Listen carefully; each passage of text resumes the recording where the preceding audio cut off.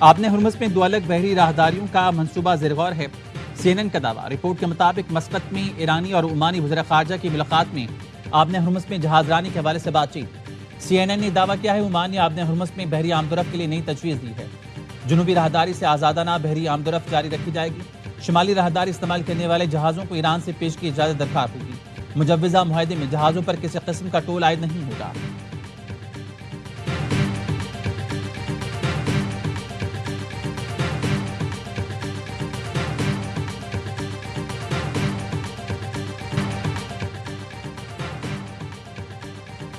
قاتلوں کی موت طبعی نہیں ہوگی۔ والد کے جنازے کے بعد مشتبہ خامنہئی کا پہلا پیغام۔ خون کا بدلہ لینے کا اعلان۔ ایرانی سپریم لیڈر کا والد کے جنازے میں تاریخی شرکت پر لاکھوں شہریوں سے اظہار تشکر۔ ایکس پر پیغام میں کہا شہید رہنما اور پچھلی 2 جنگوں کے شہیدوں کے خون کا بدلہ لیں گے۔ ایرانی عوام کے دشمنوں سے انتقام لینا بالکل یقینی ہے۔ ہمارے پاس تمام مجرموں کی فہرست ہے جنہوں نے 2 جنگوں میں ہمارے لوگ قتل کیے۔ انہیں کیفر کردار تک پہنچایا جائے گا۔ مجرموں کا سکون سے مرنے کا خواب کبھی پورا نہیں ہوگا۔ انتقام کا مطالبہ پوری قوم کا ہے جو ہر صورت پورا کیا جائے گا۔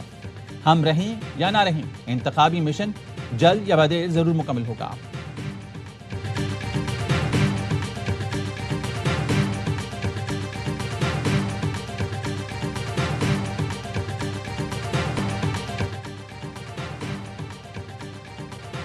ایک 1000 میزائل ایران کی جانب نشانہ باندھے تیار ہیں جو مجھے قتل کرنے یا قتل کی کوشش کرنے پر داغ دیے جائیں گے۔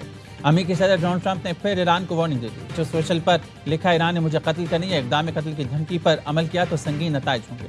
امریکی فوج کو 1 سال تک ایران کے تمام علاقوں کو تباہ کرنے کے احکامات دیے جا چکے۔ امریکی فوج تیار ہے۔ صدر ٹرمپ نے دعویٰ کیا ہے ایران نے مذاکرات جاری رکھنے کی درخواست کی جس پر ہم نے رضامندی ظاہر کر دی۔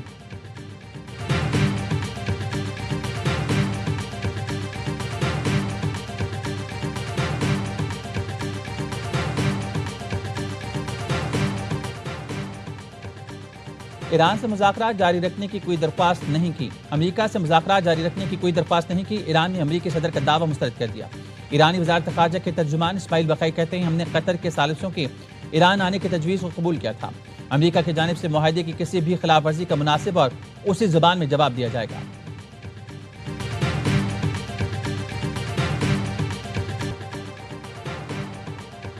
ایران آبِ ہرمز پہ حملے روکنے اور راستہ کھلا رکھنے کا اعلان کرے۔ واشنگٹن کا تہران کو الٹیمیٹم۔ امریکی نیوز ویب سائٹ ایکسیوس نے امریکی عہدیداروں کے حوالے سے بتایا ٹرمپ انتظامیہ نے علاقائی سائلنسوں کے ذریعے پیغام تہران تک پہنچایا ہے کہ وہ آبِ ہرمز میں حملے روکے اور فیس نہ لینے کا اعلان کرے۔ امریکہ کا موقف ہے تجارتی جہازوں پر حالیہ حملے مفاہمتی یادداشت کی خلاف ورزی ہیں۔ امریکہ نے 2 بحری جہازوں USS ابراہم لنکن اور USS George H.W. Bush Iran کے قریب تعینات کر دیے۔ دونوں بحری جہاز گزشتہ روز خلیج عمان میں داخل ہوئے۔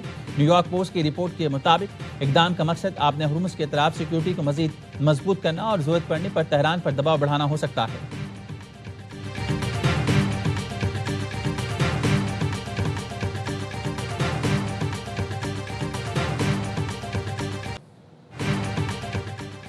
نائب وزیر اعظم اسحاق ڈار اور سعودی وزیر خارجہ فیصل بن فرحان کا رابطہ۔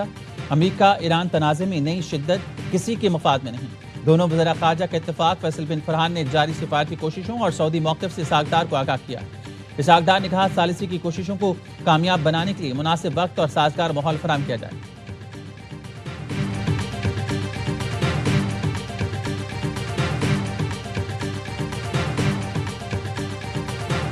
پاک فوج FC بلوچستان اور پولیس کا آپریشن شابان فتنہ خارج کے مزید 21 دہشت گرد جہنم حاصل۔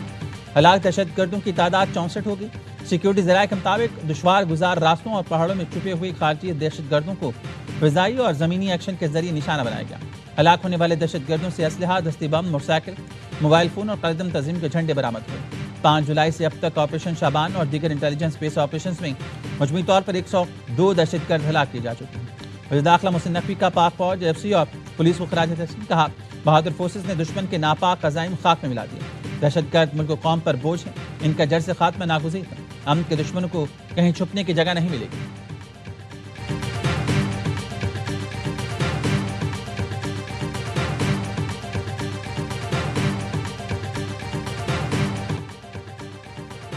وفاقی حکومت کا بغیر ویزا ہر افغان باشندہ گرفتار کرنے کا فیصلہ۔ غیر قانونی افغانوں کو پناہ یا جگہ کرائے پر دینے والوں کے خلاف بھی کارروائی ہوگی۔ پنجاب بھر میں افغان باشندوں کی جیو ٹیگنگ اور جیو فورینسنگ مکمل کر لی گئی۔ وفاقی وزارت داخلہ کو کارروائیوں کی روزانہ کی بنیاد پر رپورٹ بھیجی جائے گی۔ رپورٹ میں پکڑے گئے بغیر ویزا افغان شہریوں کی تعداد درج کی جائے گی۔ غیر قانونی مقیم افغان شہریوں کو دی گئی ڈیڈ لائن ختم ہوگی، جس کے بعد فوری پکڑ دھکڑ شروع کی جائے گی۔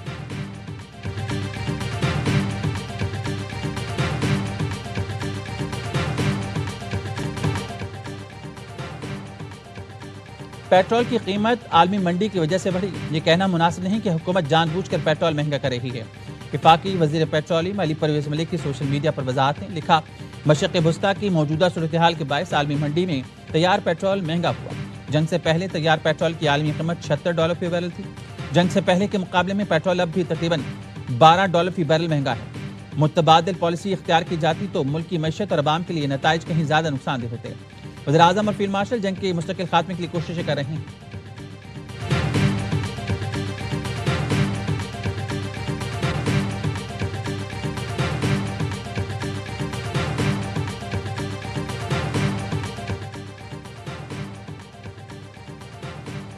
وزیر اعلیٰ سندھ کی سنتاس معاہدہ معطل کرنے کی بھارتی کوشش کی مذمت۔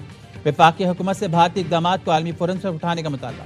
کہا، پانی کو بطور ہتھیار استعمال کرنے کی کوئی بھی کوشش ناقابل قبول ہے۔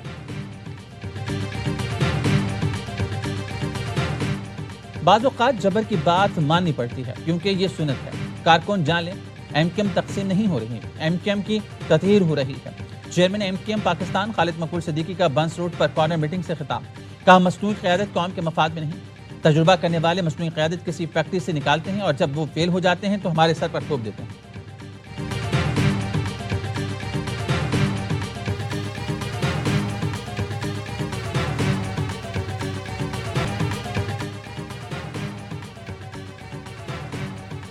K2 ایئر بیس طیارہ حادثے کی تحقیقات۔ پاک بحریہ اور میری ٹائم سیکیورٹی ایجنسی کا بلیک باکس انجن اور عملے کی تلاش کے لیے آپریشن جاری۔ K2 air base cargo flight نے حادثے سے پہلے ایئر ٹریفک کنٹرول سے رہنمائی طلب کی۔ تحقیقات ذرائع کے کہنے فلائٹ ریڈار کے مطابق کارگو طیارہ انتہائی تیزی سے سمندر کی جانب گرا۔ انرشیل ریفرنس یونٹ کی خرابی ممکنہ تکنیکی پہلو کے طور پر زیر جائزہ ہے۔ ماہرین کے مطابق پرواز کے راستے میں متعدد دیگر طیاروں نے بھی جی پی ایس اسپوفنگ کی اطلاع دی تھی۔ بلیک باکس ملنے کی صورت میں اسے ڈی کوڈ کرنے کے بعد ہی اصل صورتحال واضح ہوگی۔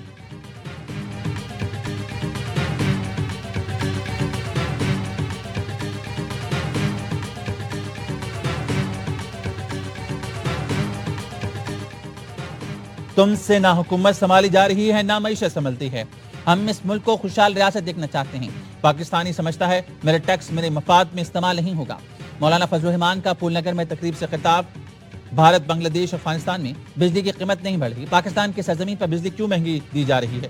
پنجاب کے بڈیروں، جاگیرداروں اور ظالموں کو خبردار کرتا ہوں، تمہارا ہاتھ کسی غریب کسان اور مجبور کے گریبان پر پڑا، وہ ہاتھ توڑ دیں گے۔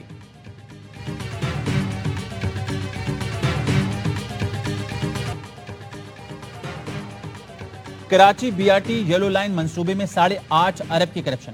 اینٹی کرپشن نے انکوائری کی ہی نہیں، عدالت میں انکشاف۔ کرپشن کیس میں سابق پروجیکٹ ڈائریکٹر ضمیر عباسی کی درخواست سے ضمانت مسترد۔ عدالت نے پوچھا، اینٹی کرپشن ڈپارٹمنٹ نے اربوں کے کرپشن کیس میں کوئی انکوائری کی؟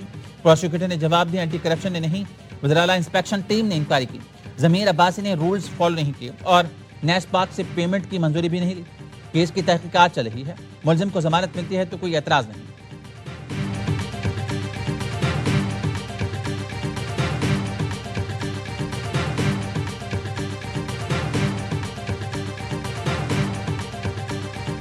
اٹھارہ سال سے پیپلز پارٹی کی حکومت ہے۔ پاکستان کا یہ واحد بڑا شہر ہے، آدھے رہائشیوں کو پانی نہیں ملتا۔ زیادہ تر علاقے وہ ہیں جو کہ غریب علاقے ہیں، جہاں پہ پانی نہیں افورڈ کر سکتے لوگ۔ پاکستان بھر میں سب سے زیادہ بری تعلیم جو ہے وہ سندھ میں پائی جاتی ہے۔ کراچی کے اندر پہلے یہ کہتے تھے کہ انفراسٹرکچر کا حال جو ہے وہ بہت برا ہے، اب یہ کہتے ہیں کہ انفراسٹرکچر ہے ہی نہیں۔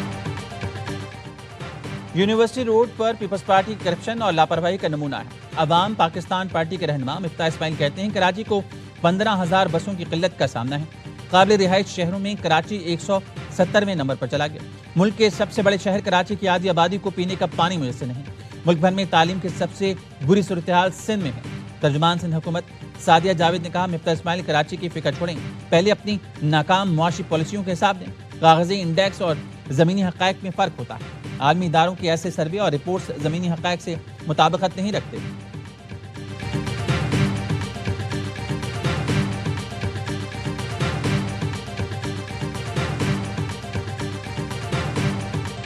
پنجو پولیس نے 40 مطلوب دہشت گردوں کی تصاویر، ایڈریس اور ہیڈ منی جاری کر دی۔ ڈی پی او کے مطابق دہشت گردوں کی سروں کی قیمت 10 لاکھ روپے سے 1 کروڑ روپے تک رکھی گئی ہے۔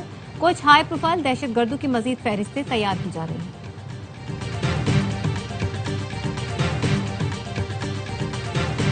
آباد، راولپنڈی اور لاہور میں موسلادھار بارش کے بعد گرمی کا زور ٹوٹ گیا، موسم خوشگوار۔ قصور، الہ آباد میں تیز بارش سے جل تھلے، گلیاں تالاب کا منظر پیش کرنے لگیں۔ دیپال پور میں تیز ہواؤں کے ساتھ بادل جم کر برسے، نشیبی علاقوں میں پانی جمع۔